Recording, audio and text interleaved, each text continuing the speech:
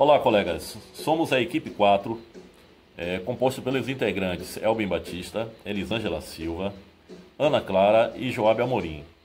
Vamos falar um pouco sobre o IRPJ, Imposto de Renda sobre Pessoa Jurídica, onde abordaremos um pouco sobre o seu conceito, história, característica, modalidades e informações gerais.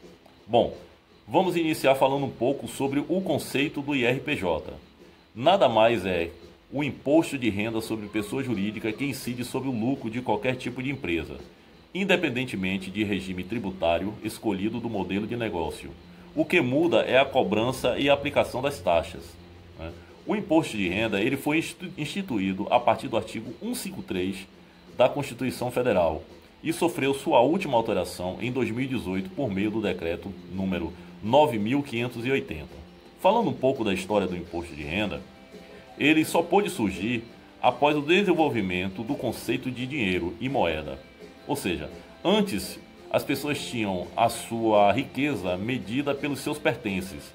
Após a instituição da moeda, passou a ser medida pela quantidade de moedas que tais pertences correspondiam. Foi só então no século XV, em Florença, Itália, que instituiu-se a 10ª escalata, uma espécie de protótipo de imposto de renda que cobrava uma taxa gradual progressiva sobre a renda dos italianos. Somente no século XVIII, na Inglaterra, que o imposto de renda propriamente dito surgiu, com características semelhantes ao que temos hoje. A razão para a criação desse imposto, chamado Income Tax, foi o financiamento da guerra contra a França de Napoleão Bonaparte, em 1798. E a taxa cobrada era de 10% sobre a renda total, algo em torno de 60 libras naquela época. No Brasil, a primeira tentativa de imposto de renda ocorreu em 21 de outubro de 1843, por meio da Lei 317. O tributo progressivo recaía sobre os vencimentos percebidos pelos cofres públicos, uma espécie de retenção na fonte. Entretanto, só em 1922, através da Lei 4.625, que o imposto que tinha que o imposto tributava o rendimento de pessoas e empresas, foi definitivamente instituído e atingiu seu ápice de arrecadação no ano de 1943, representando 28% do total da Receita Tributária Federal.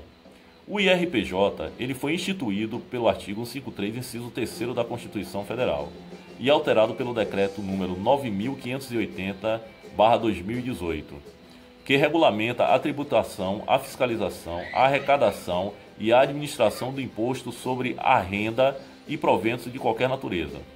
Nesse sentido, esses textos eles determinam quais são os contribuintes enquadrados no imposto de renda e da pessoa jurídica. Como principal fonte de arrecadação do governo, o imposto de renda ele tem diversos papéis na economia brasileira. Os recursos provenientes desse recolhimento são fundamentais para a atuação dos poderes públicos em todas as esferas, seja ela federal, estadual e municipal. A explicação para o pagamento do imposto de renda é de cunho social. A ideia é que a parcela da população com rendimentos maiores contribuam mais para o governo a fim de gerar dinheiro para melhorias na qualidade de vida de toda a população. Eu trago aqui também uma curiosidade, porque muitas pessoas não sabem qual foi a origem do leão associado ao imposto de renda. A figura do leão, símbolo do imposto de renda, ele surgiu em 1979, quando a Secretaria da Receita Federal contratou uma agência de publicidade para divulgar o programa Imposto de Renda. Na ocasião, o Rei das Selvas foi escolhido como símbolo do IR. Por quê? Por algumas características que ele tem. O leão ele é o rei dos animais, mas não ataca sem avisar. É justo, é leal, é manso, mas não é bobo. Bom, apesar que não concordo muito com a parte mansa e boba desse felino, mas tudo bem. Bom, dando prosseguimento, nossa amiga Elisângela ela vai falar um pouco sobre as características desse imposto. Muito obrigado pela atenção de vocês. Bom dia, professor. Bom dia, turma. Tudo bem? Eu sou Elisângela Mendes, aluna do curso de Direito, do 6º período. Estou cursando na unidade Gilberto Gil de Salvador.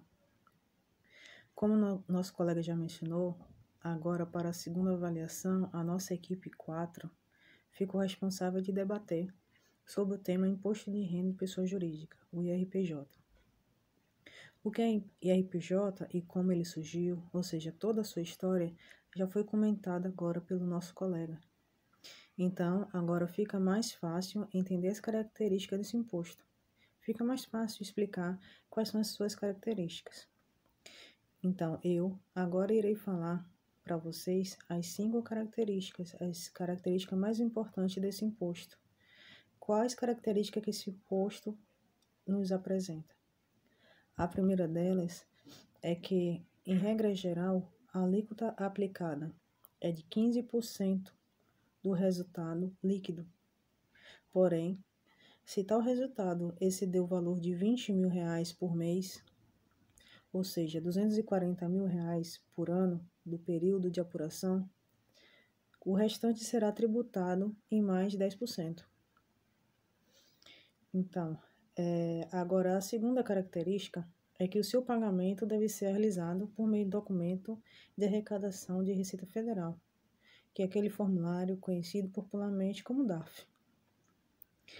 A terceira característica que eu vou apresentar agora são os modelos, ou seja, as maneiras que ele pode ser apurado. O IRPJ ele pode ser apurado de 4 maneiras. Ele pode ser mensal, trimestral,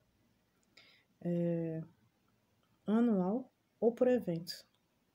E o mais comum desses modelos ou dessas maneiras utilizadas é o trimestral, cujos encerramentos se dão em 31 de maio, 30 de junho, 30 de setembro e 31 de dezembro de cada ano calendário.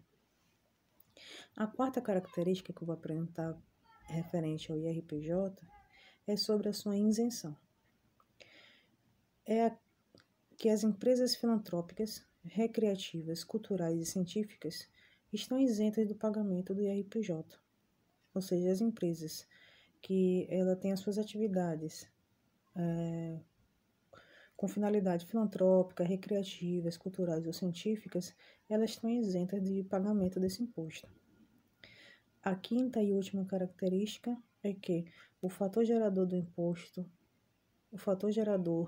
sobre a renda, de acordo com o CTN, que é o Código Tributário Nacional, é a aquisição da disponibilidade econômica ou jurídica da renda ou proventos de qualquer natureza. Eu espero ter contribuído com o aprendizado e desde já agradeço a todos pela atenção. Bom dia. Meu nome é Ana Clara e irei falar sobre a classificação do IRPJ, Imposto de Renda da Pessoa Jurídica. Ela tem um sujeito passivo não circulante, que é o que refere ao imposto de renda incidente sobre a parcela do lucro deferido, que se torna inexigível após o final do período seguinte. São contribuintes, portanto, sujeitos ao pagamento do IRPJ, as pessoas jurídicas e as pessoas físicas.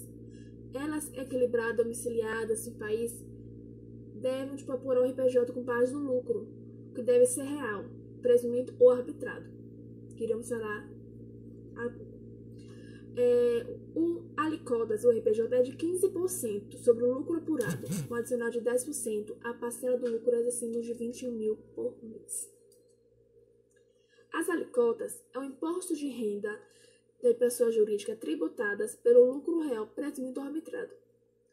15% sobre o lucro real presumido ou arbitrado apurado pela pessoa jurídica em geral, seja comercial, civil ou o seu objeto. 6% sobre o lucro inflacionário, acumulado dia 31 de dezembro de 1817 das empresas, por exemplo, concessionárias, serviço público, energia elétrica, telecomunicação, empresas de saneamento básico, empresas que eles podem poder público, tarifa de fixa, enfim. A parcela do lucro real, ela exerce o resultado de multiplicação de 20 mil reais pelo número do mês respectivo, período de apuração e apuração sujeita a incidente adicional e licor de 10%. Também contra sujeito adicional de parcela base do cálculo mensal jurídica que aputa por ação de imposto de renda. O adicional índice de inclusive o resultado tributáveis da pessoa jurídica explode na atividade rural da Lei nº 9.249 de 95, o artigo 3, parágrafo 3. No caso da atividade mista, base de cálculo adicional será a soma de lucro real apurado na atividade em geral, um lucro real apurado na atividade rural. Temos as bases legais, que é artigo 35, 36 e 37 da Lei nº 8.981, de 20 de janeiro de 95. Também temos o artigo 8 da Lei 9.249, de 26 de dezembro de 95, também. E o artigo 402 e 4, a 409, que é o decreto número 580. O de 22 de novembro de 2018. Regulamento de imposto de renda. Se ocorrer prejuízo ou RPJ, eles não são apurados. O prejuízo poderá ser compensado, ou seja, traz o lucro futuro respeitando o limite máximo de 30% do lucro real. O helicóptero 15%, adicional de 10%, sendo que ultrapassa 240 mil lucro anual. O lucro presumido é o regime que pode ser aplicado para empresas que tenham auferido uma receita bruta total ou inferior a 48 milhões ou a 4 milhões, multiplicando pelo número de meses que desempenham a atividade, inferior a 12 meses. Também temos o lucro real, que ele é a despesa por exemplo, aluguéis pode ser deduzido antes de calcular tributações. Então, essa é a classificação. Temos o lucro presumido, o lucro real e o alíquota. Bom dia, muito bom dia.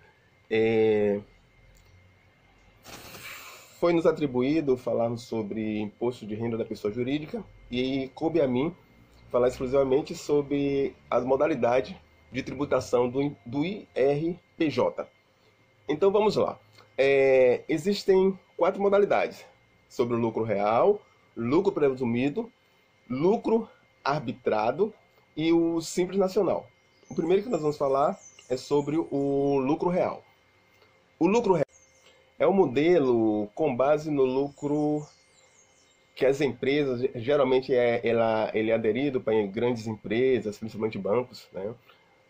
Com empresas que têm um faturamento acima de 48 milhões, né?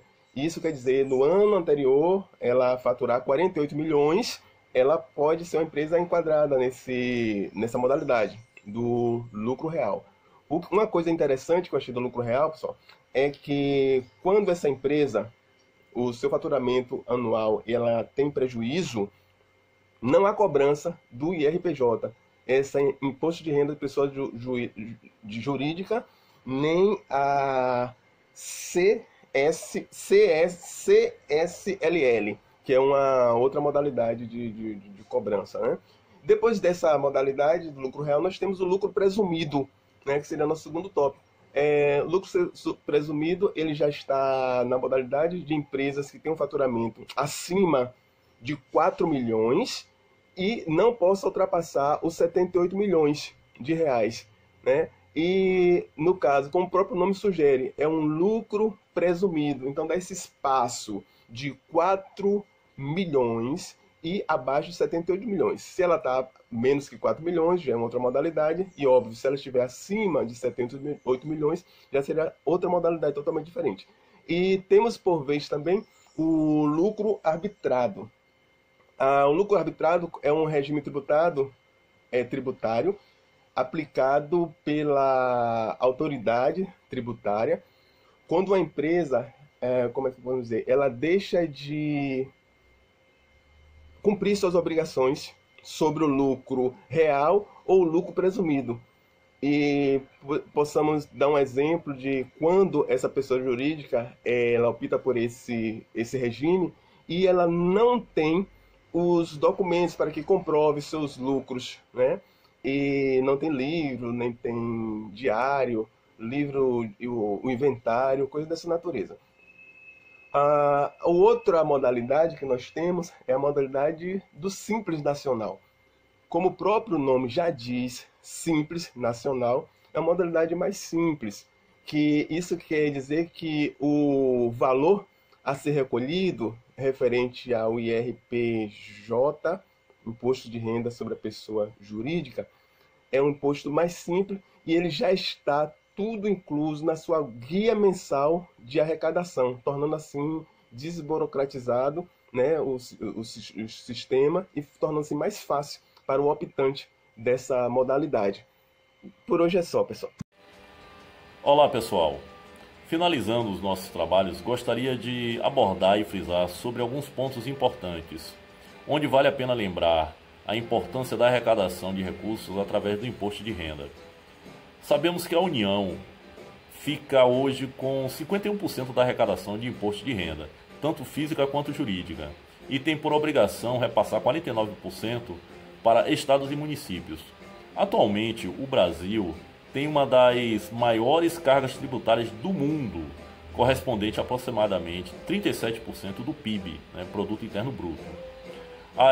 Entre os impostos que mais pesam sobre os contribuintes, o campeão foi o ICMS, que representa em torno de 21% do total, seguido pelo INSS com 18% e o IR, né, o Imposto de Renda, com 17%. Né.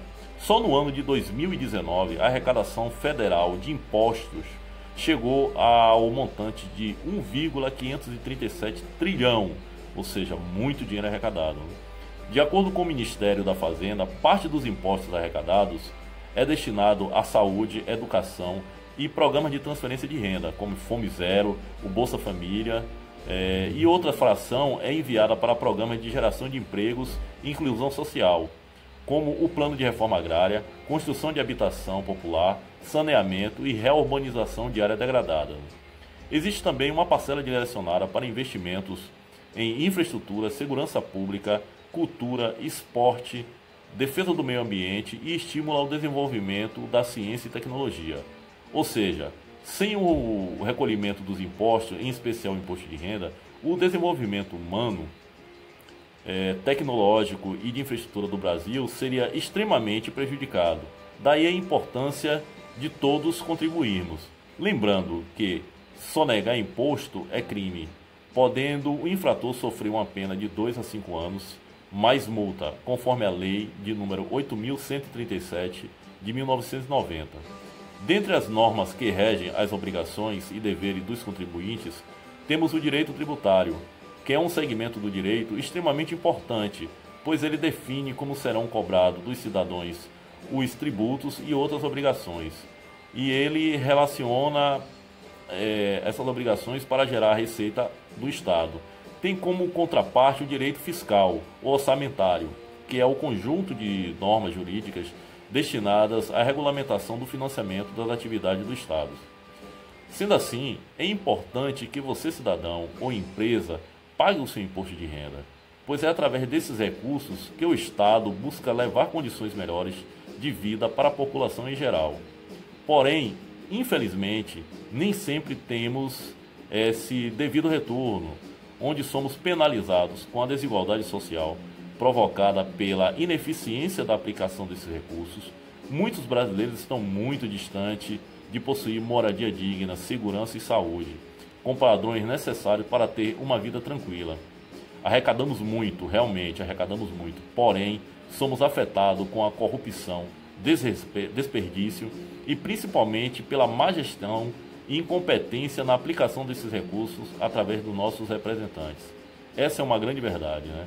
Além da corrupção que leva a grande parte dessa arrecadação da riqueza do Brasil, né, propriamente dito, nós temos também uma péssima gestão, né, e aplicação desses fundos, porque infelizmente os nossos governantes nem sempre têm a capacidade ou a competência para gerir esses fundos, né? E quem sofre, na verdade, somos nós, porque não temos o devido retorno pelo aquilo que pagamos, né?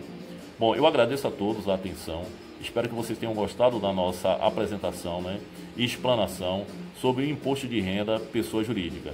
Obrigado a todos e que espero que a gente tenha realmente contribuído.